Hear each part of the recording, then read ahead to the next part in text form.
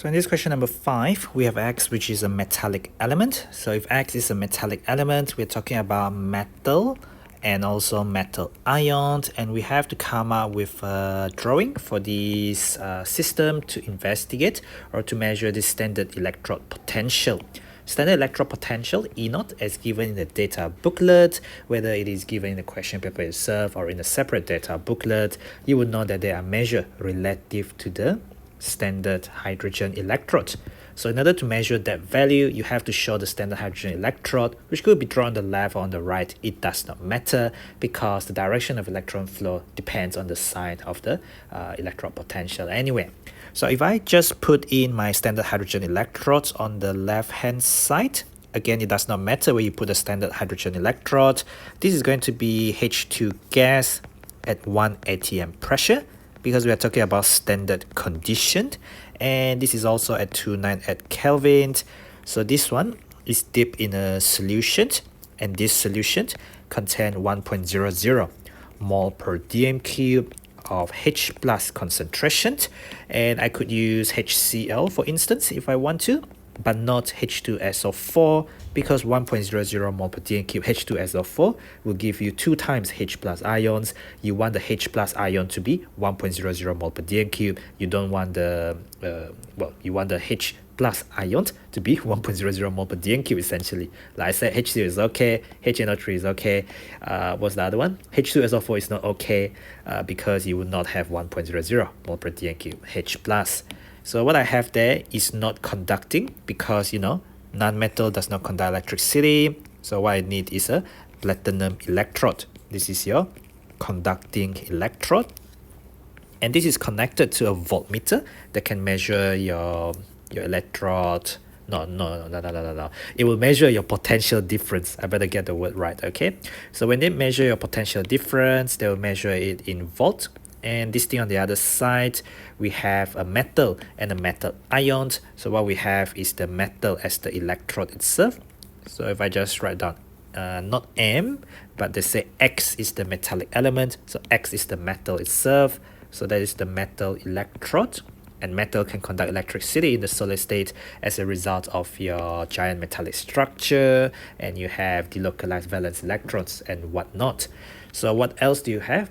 You have X2 plus aqueous. Do not forget, this is 1.00 mole per dm cube of this X2 plus. So I'm just going to have to write down exactly what I'm trying to say here. 1.00 mole per dm cube of this X2 plus aqueous. And your circuit is not complete, so they will not be able to conduct any electricity until you add in this thing called a salt bridge. So on your one side, you have the standard hydrogen electrode. Remember to label the electrodes, and on the other side you have metal and the metal ion in solution. So this metal ion in solution and the non-metal ion in solution have to be of standard concentration under standard conditions. So 1.00 mole per dm cube. Specify the temperature, specify the pressure, as these are gases coming in. A voltmeter to measure the potential difference, which in this case is relative to the standard hydrogen electrode. That's why it's called the standard electrode potential for this metal and the metal ion system, for that 4 marks there. Well, actually, it could be about 5-mark question. Actually, if you didn't write down the standard conditions there, you're supposed to write down the conditions here. So these are the plural there. So basically, to be standard, we're talking about 298 Kelvin, 1 atm pressure. Do not forget that those are from energetics. Now you're talking about solutions and electrochemistry. So 1.00 mole per dm cube solution there. State the charge carriers that transfer current through the solution and the wire. So the solutions could conduct electricity because of your electrolyte. Your electrolyte contains free ions there. So that is your free ions. And then the wire is made out of the metal. Well, not this metal per se, but it's made out of metal. Metal wires can conduct electricity, so that's to do with free electrons. As a matter of fact, you could be more exact. It's actually free valence electrons that get delocalized, whereas all the electrons in ions, they are localized in the shell, unlike metals. So it's the free ions that allow you to conduct electricity through the solution. So next we have this question. You have a cell now, so no longer just to measure the reduction potential, but you now have a cell. This is between the metal and the metal ion, and they told you that is E naught is minus 0.40 volt. Because it's negative, negative means it favor oxidation. So we always think about reduction potential, electron potential as reduction potential as electron potential. This is x2 plus 2 electrons going to x like that, and the fact that it is negative 0.40 means it actually favors the left hand side of the equilibrium. It favors the loss of electrons, it favors oxidation. On the other hand, Ag plus electrons giving you Ag, so straight from your data booklet, if you are given this data, plus 0.80 volt mean that this equilibrium favors the right hand side. It favor oxidation. It favor the right hand side of this reduction potential equilibrium. Write an equation, so one equation for the reaction that will take place if the electrodes were connected by a wire. So if this is the positive one, this is going to favor reduction. Therefore, this one is going to be the E rad. It's more positive than this negative one, where this one is going to be the E-ox. So if that favor oxidation, so it's going to be X plus Ag plus, but that involves 2 electrons. This involves 1 electron, so we need to multiply this by 2. Then we get 2 Ag plus, 2 electrons and 2 Ag. The 2 electrons on the left will cancel the 2 electrons on the right as you lose the electrons from X to X2 plus. You lose 2 electrons, and the 2 electrons is gained by the Ag plus, but this one gain only 1 electrons, so you need 2 Ag plus to gain the 2 electrons, so you get 2 Ag. They are not asking for stat symbols, so this equation is balanced like this when the number of electrons get balanced out there. This next question, when the current was allowed to pass for a period of time, the Ag electrode gained this much mass. So the gain in mass, the increase in mass is due to the silver being deposited. So it's the silver solid being deposited. So we're looking at that half equation which I wrote down earlier. Whereas the electron made of metal X lost 0.67 gram in mass. Okay, calculate the AR of metal X. Well, let's see what is happening. So this Ag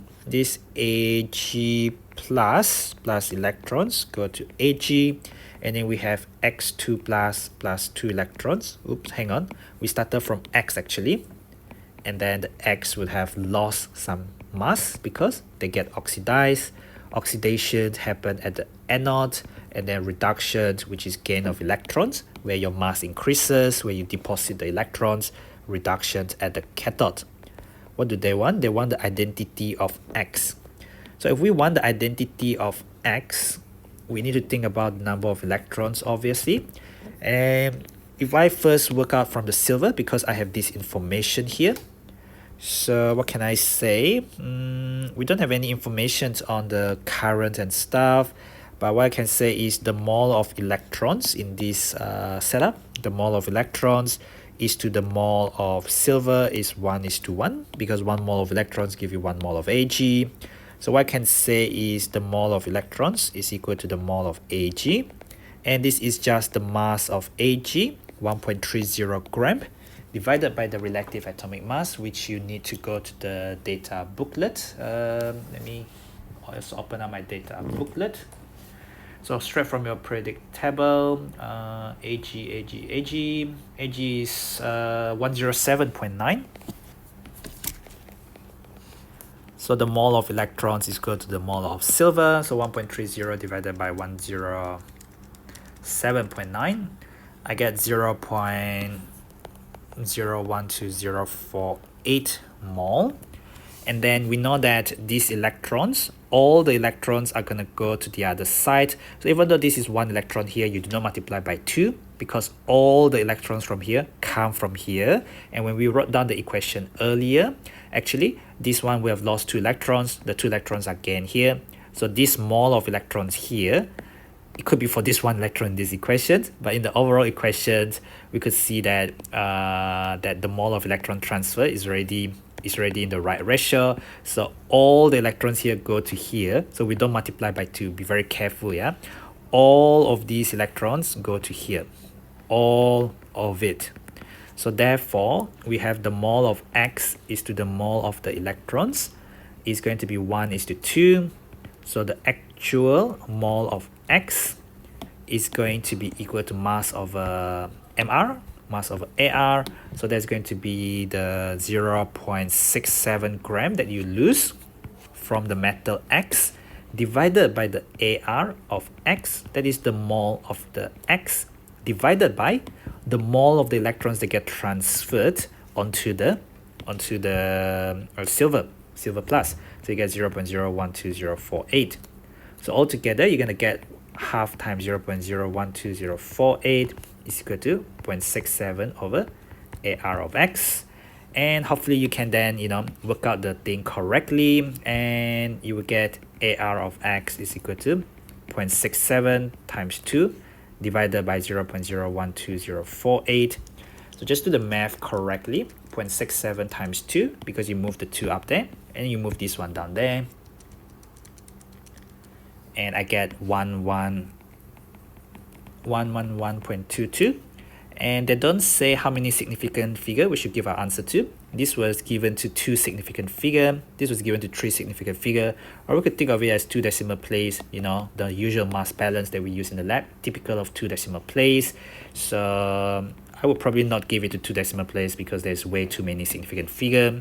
3 significant figure would have been alright, I guess, given that, these were to 3 significant figure as well. So look for something with 111, something give or take. What is that metal there? 111.